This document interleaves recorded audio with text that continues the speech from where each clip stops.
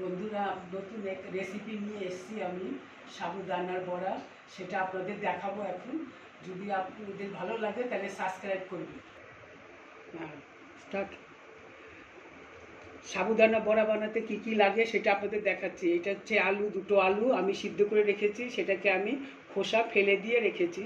আর এটা সাবুদানা, আর এটা হচ্ছে ধনে পাতা, এটা চিনে বাদামের পাউডার, এটা হচ্ছে কারি পাতা, এটা জিরা, এই লবণ, এই কাঁচা লঙ্কা। এই ধনে পাতাটা একদম ছোট ছোট করে কাটতে হবে, কারি পাতাও ছোট ছোট করে কাটতে হবে, কাঁচা লঙ্কাটাও ছোট ছোট করে কাটতে হবে। সব মিক্স করে নিয়ে তারপরে এখন আমি সাবুদানা বড়াটা এখন তৈরি করছি। সিদ্ধ আলুটাকে ম্যাশ করে নিয়েছি, আর এখন এর মধ্যে সব এই উপকরণগুলো ছেড়ে দিচ্ছি। আগে ধনে পাতা ছাড়লাম,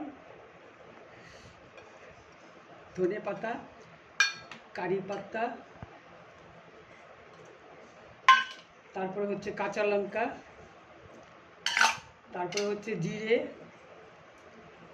তারপরে লবণটাও ঢেলে ঢেলে দিচ্ছি, লবণ। তারপরে ঢালছি চীনা বাদামের পাউডার, তারপরে ঢালছি সাবুদানাটা।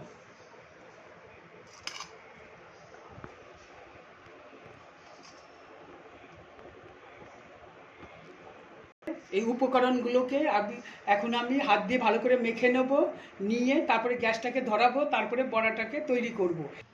এখন সাবুদানা ব্যাটারটা মাখা হয়ে গেছে, এখন আমি তেল দিচ্ছি। তেল দিয়ে এটাকে এখন ভাজবো, ফ্রাই প্যানে তেল দিচ্ছি।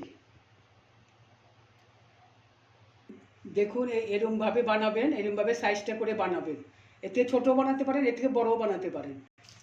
এই যে আপনারা এরমভাবে গোল করে নেবেন, গোল করে নিয়ে হাতে নিয়ে এরমভাবে চ্যাপটা করে নেবেন, চ্যাপটা করে হাত দিয়ে একটু ডলে নেবেন, ব্যাস ঠিক হয়ে যাবে। এই দেখুন কেমনে করলাম, এটা দেখে নিন ভালো করে, ঘরে বানিয়ে খাবেন, উপায় পারবেন। আমাদের সাবুদানার বড়াটা আমি ছেড়ে দিয়েছি, এখন এক সাইড হতে এসছে। হ্যাঁ, এখন আবার পাল্টিয়ে দেবো। তারপরে যাদের নাকি ধরেন হেলথের প্রবলেম আছে, তারা ফ্রাই প্যানে ভাজতে পারেন, তেলটা কম লাগে। আর যারা হেলথের প্রবলেম নেই তারা কড়াইতেও ভাজতে পারেন, কড়াইতে ভাজতে একটু তেলটা বেশি লাগে, ব্যাস। হ্যাঁ, এই দেখুন বড়াগুলো সব হয়ে গেছে, সাবুদানার বড়াটা হয়ে গেছে। আমি এখন নামাচ্ছি সব। এরকম করে আপনারা ভাজবেন, তাহলে ভালো লাগবে খেতে। আর এটাও চলো ওদিকে চলো। এটা ভালো করে দেখে নিন, এটা এরকমভাবে ভাজতে হয়। আর এটা আপনারা উপোসের সময় খেতে পারবেন, শ্রাবণ মাস এখন আপনারা এটা উপোস করলে খেতে পারবেন। এটা মহারাষ্ট্রের বড়া, এটা সাবুদানার বড়া। হ্যাঁ, আর আপনারা ভালো থাকবেন, সুস্থ থাকবেন।